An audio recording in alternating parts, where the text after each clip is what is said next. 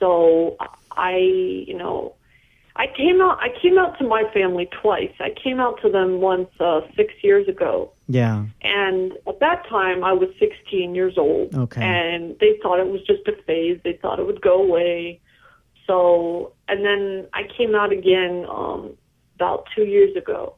Yeah. And that was when they knew that I was actually going to do stuff, because I was already, going along with hormones. And I mean, I was already doing stuff to actually transition. Yeah. And I think when they found out that I was actually serious, that's when they cut me out. Mm-hmm. I'm sorry. Yeah, definitely. I mean, because that's terrible. That's definitely a difficult situation, and it unfortunately happens way more than it should. Shouldn't happen at all. No, it definitely shouldn't happen at all. One thing that I've learned from all this, and I was very surprised to hear this, to discover it, but oftentimes it's the friends who stick by you more than the family. That is really and interesting. I think it's because the friends, maybe they didn't know you previously, whereas family, that was family. Their daughter was all they ever knew. Yeah, yeah. And I wonder too, like in terms of family, I'm sure that there's a lot of that thing of like, oh, this is what I expected my son or daughter to be, and now they're not like meeting my expectation in any way. And that can happen. It can happen in any family. Not only in terms of gender, but it can happen with other things as well. Like I know, for example, some people who are blind, and basically, their family kind of hates them just for being blind. I've heard of that too. Yeah, especially I knew. Now, I'm not trying to be racist or anything like that, but I've known some Native American people, and like I've gone to school with them. Yeah, and a lot of their families, I guess, dishonor it, or it's a dishonor in their community. I don't know, but I've heard.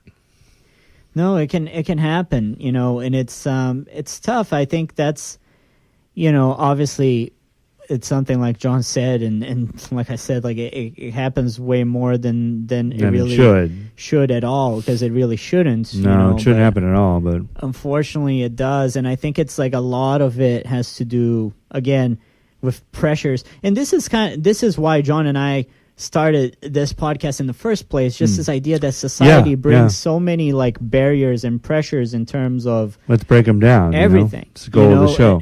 And I think this kind of falls into that too a little bit in terms of family, where like the family always has a type of expectation. I mean, I know, for example, talking to like my ex-wife, for example, like she had expectations for me, like as her husband. And as a blind person, unfortunately, I wasn't meeting exactly what she wanted at that time, so things weren't working out. And I think that happens in a lot of different relationships. But going back, I think it happens a lot, and also, like, I'll share a little bit of other stuff about myself too. Growing up, I had high expectations of my mother. Yeah. Now, a little bit of background information about my mother, and I'm not trying to, dish dirt on anybody. But of course. I grew up with an abusive stepfather, physically, sexually, verbally. Yeah. And I'm sorry. It's okay. Yeah. But, I had a hard time, of and course. The thing was that I expected my mother to protect me from that stuff. I mean, I was her child, and so I expected that kind of protection. Of course. And that's something about expectations. My expectations of my mother were not met. Yeah. So. Sure. But in that sense, I think, like, I don't want to make this about, like, having the right to do one thing or the other, but I feel like as her son, as her child, you have the right of expecting that, because it's natural. I think it's like a natural response, You expect the adults in your life when you're young to take care of you and keep you from harm, not kind of But But the thing is, and I have, post-traumatic stress because of all the things that I've been through. Of course. Yeah. So every time that I think about, my mom, and I wish she, I wish she wasn't sleeping with the man who hurt me so badly. Of course. So, right. But every time I think about that, then my expectations of her go up again. I think, oh, she's going to come out of it. Oh, she's going to leave him. But no, then it gets me all excited over nothing. Yeah. Now, I don't mean to phrase this question in the incorrect way, but is maybe not having contact with your family the best thing at this point because of all the history? Well, I think in some ways, yes, it is. Yeah. But you know what else? I'm a mama's boy, and it's hard. It's hard Of course. I don't Yeah, care. no, I I know. care It's about, hard. It's hard. Well, here's the thing. Man, I don't care a lot about talking to my grandma or not because I wasn't really that bonded with her. Yeah.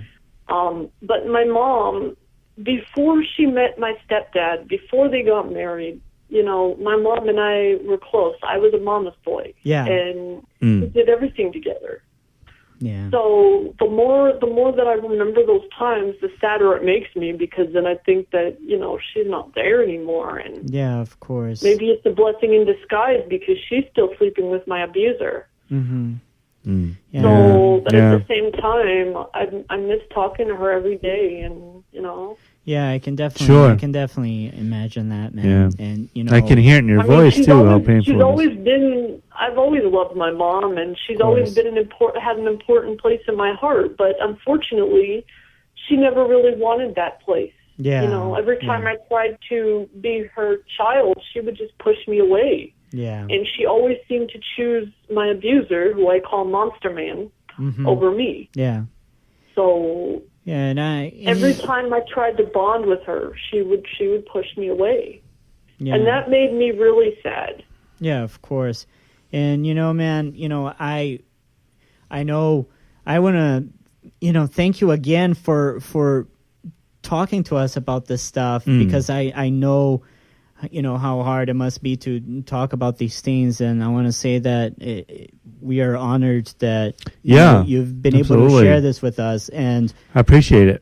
You're definitely you're definitely our friend here at the show, and just our friend personally as in general. well. Yeah, we always get your back, bro. It's something. Yeah, well, thanks, man. Thank you guys for having me. And I think too, it's also. I think these types of things are really important for the people listening as well. And I actually wanted to ask you to give a message to people listening out there, because I know that there must be a lot of people who are having who maybe are feeling similar conflicts in terms of their gender or their body and like accepting who they are. And I think it's so important for someone who has kind of gone through that questioning and who has been able to find an answer, and finding themselves. Well, I think that we're all still exploring. I'm still exploring, certain aspects of myself and my life, and I'm even into past life regressions. Exploring past lives, and for me, I believe in reincarnation. Of course. So this just goes on to, I believe that it's a part of me. I believe it's part of who I am. Yeah. My past lives make up parts of me, and there are and reasons why I'm blind, and Yeah, and you and I. Sorry, John, to cut you off, but I was going to say, and we didn't even touch much on something that you and I have talked about very little, but. When you and I were talking about like Wicca and paganism, a little bit, exchanging a couple messages, and I'm a believer in reincarnation and things me too, actually. That would actually be a completely whole show that we could do on that's that a whole alone, podcast.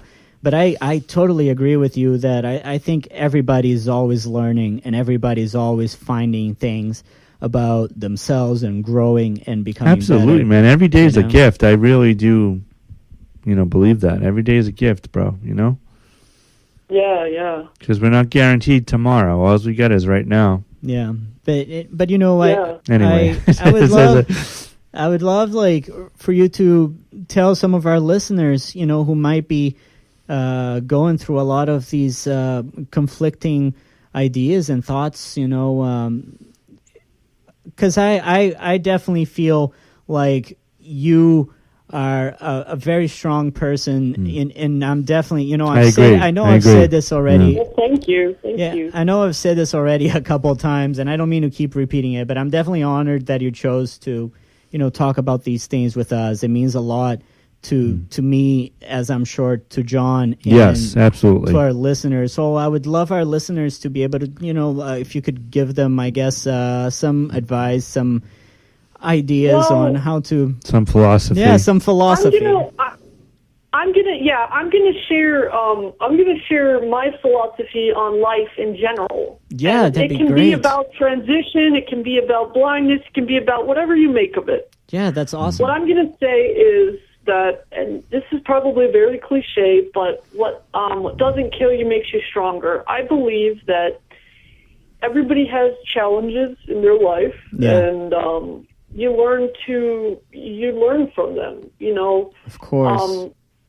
You learn. You know, I believe in karma. I believe there is a reason for me being blind, and you know, I've discovered what that reason is. I believe there's a reason for me being transgender. I've discovered that as well. Mm-hmm. I mean, it's all about discovering why, and because there's always a reason, and knowing that you can get past it. And there's also a saying in the Bible that says, "This too shall pass."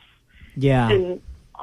And it basically, you know, I believe that life was created, you know, before you were born. You choose what kind of life you want to live, and so I think that you know, it's like reading a book and being a character in a book. I mean, you're gonna have good times, you're gonna have bad times, and there's also eventually you're gonna reach the end of your book. There's also a Sufi story that uses this shall pass, the same saying. Yeah.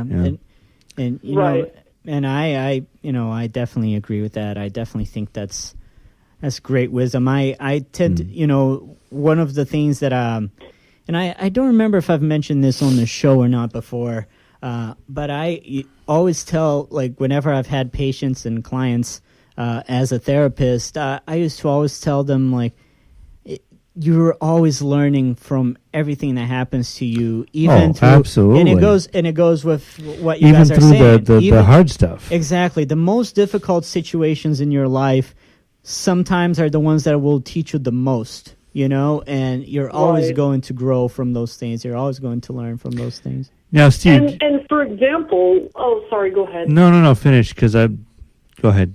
I'll back to reincarnation and past life regressions. Mm-hmm.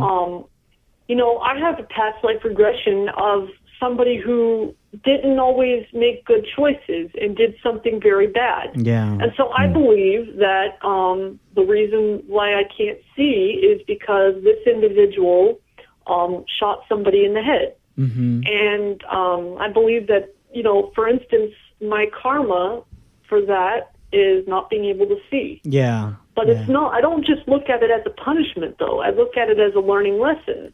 Of course. Absolutely. Of course. It's very wise. I think that's definitely wise, and that's definitely, you know, I think that's the best way to look at and that. We've done one show so far about kind of philosophy and spirituality, but we've been talking about doing a second one, so if you want to jump in with us on that show, we'd love to have you on. I was just going to say, it'd be great I'd be glad to. Thank you. Yeah, we would definitely love, you know, having you back for doing something like that, because I'm interested in talking about this too. Me too. I know this particular show has been a little bit of everything. Yeah. No, that's okay. Exactly. It's how our show goes. Yeah, that's how our show goes, man. As you probably were able to tell listening to the show before, like, we don't necessarily like to have like a super structured we're not NPR, I keep saying. Yeah, exactly. It's not an interview here. We're having a conversation, and it's all about, you know, sharing things. Does that mean I get to share the snake porn thing again? Yes, please do.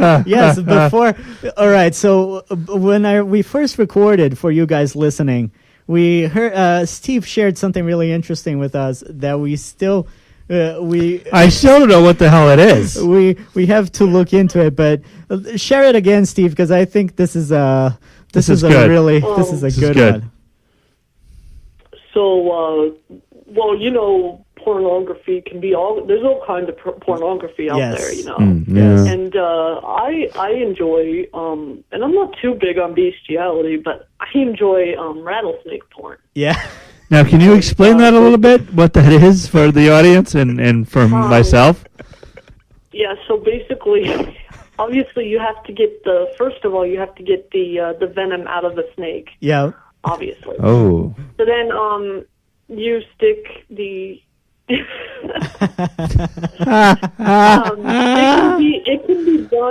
can be done on a gay guy, or it can be done on a girl. Yeah. You can either stick it up their ass, or you can stick it in their vagina. Oh my God. Honestly had never heard of that. Holy fruit salad, Batman. Oh. And I remember you telling us. I remember you telling us the first time we tried recording, and I was like, "Oh man, I thought that might be what that was." I had no idea. Hearing you talking about it right now, it's just like a whole image of it. Oh my God! And, here's another thing that people will actually do, and I don't know how they do this with the snakes, but they will they'll either paint a picture of boobs, or they'll paint a picture of, like, they'll put, I think the snake has to actually be dead, but they'll paint pictures of boobs, they'll paint pictures of asses, they'll paint pictures of just, I don't know how that works, but I've heard about it. Now, how do you get the venom out? How do you get the venom out? I wonder. Yeah. How do I know about it? No. How do they get the venom out of the snake first to do whatever they're gonna do? I think there's like a surgery they do where, because you know how some people actually have pet snakes. Yeah, sure. I did as a kid. Right. So I love snakes. I'm not sure There's a way to like get the venom out of it. It's like a surgical. Okay. Yeah. Okay. Yeah. Yeah, I've heard of people doing that, because I know they do it as well in certain places where they eat them. And I know that there's a process, that goes through, and there is a different ways. But that is really interesting, man. Also, down south, there's some Christian sects that use snakes in their ceremonies a lot. Yeah, I've heard about that, actually. Yeah. Are you fucking serious, man? Really? Yeah. Yeah. I've heard. And Christians are, not to be stereotyped, but Christians are supposed to be the most, conservative people. That's true. Well, I think these are kind of like sects that kind of like they're their own kind of branches. Yeah, they branch out and have very crazy, interesting ceremonies. I've heard and rituals and everything. So now, Steve, do you have a few minutes left, or are you kind of zapped on your minutes? Oh yeah. I got a few minutes, brother. Awesome. I was gonna say, why don't you just leave us with a couple more jokes so we kind of end this on an up note, Yeah. Oh, even though I will say that the snake porn thing is pretty good. Oh, yeah. Yeah, it is. We could end there, and it'd be a great show. Here's a couple. I can give you a few guy jokes that blindness. Sure. So, what are the dots around a woman's nipples? I don't know. It's Braille for suck me. That's pretty good, man. I like that one. I do like that. That's pretty good. It's pretty good, brother. Now, here's one more, you guys. So if you ever see a hot chick, or if you ever have a hot girl, and you're doing sighted guide with the girl, they're giving you sighted guide. You know what you do? You very slowly and very subtly move your hand up their arm until it reaches their boobs. Oh man, that was. Don't we know that? I'll be honest. That was my favorite thing. It still is one of my favorite things to do whenever I've been doing it since high school. Been doing it since high school, brother.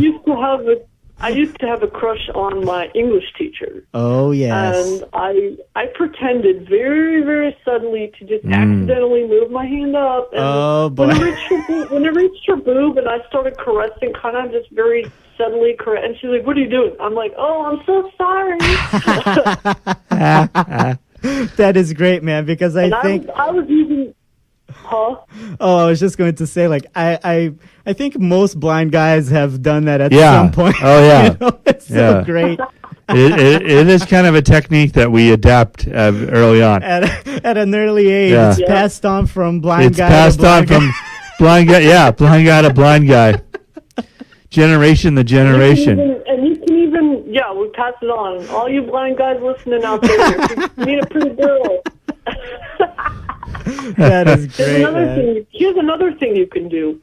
You know how when your sighted guide person puts their hand behind their back and you get behind them because it's a narrow area? Yeah.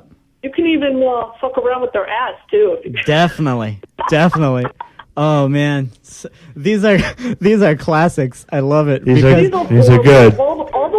All the ladies listening are going to be like, "Oh, my God." That's what that bastard has been doing all along. I thought he was up to something. They're going to be saying, like, that's what that bastard has been doing all along.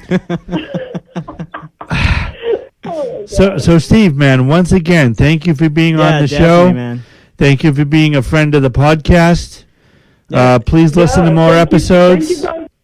Thank you guys for having me. We'll definitely. Give us. We'll definitely have you on again. We'll do the spirituality part 2 episode with you. And leave us with leave people listening over here with the contact information, man. Go ahead. If you want to share your the personal page or email or whatever.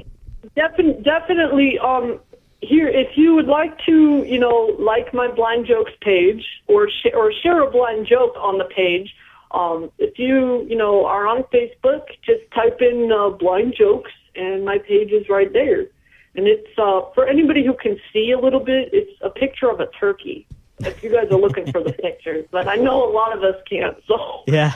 And then if you guys want to friend me or look me up, my name is Steve Allen White. And John, if you want to friend me on there too, I actually tried to find you after last attempt at recording.